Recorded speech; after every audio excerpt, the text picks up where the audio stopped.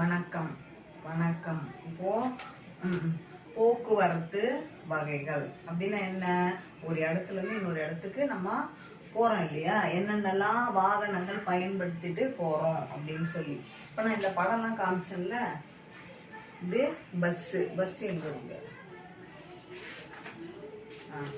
இது பேருந்து, அப்புறம் ட்ரெயின், கப்பல், அப்புறம் விமானம். இதெல்லாம் போனோம் இல்லையா?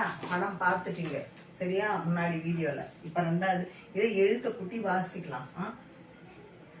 போ போ இக்கு வ ர இத்து போக்குவரத்து வகைகள். வா கை க இல் வகைகள்.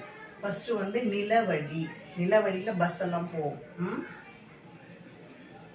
நீ ல வா ழி நிலவழி. நீர்வழி, நீர்ல படகு போகும். கப்பல், கப்பல் போகும். நீர் வா ழி நீர்வழி. வான்வழி, வான் விமானம் போகும். வா இன் வ ழி வான்வழி. சாலை வழி, சாலை வழியில பஸ்ஸு, ஆட்டோ, பைக்கு இதெல்லாம் போகும். சாலை வழி சாலை வழி.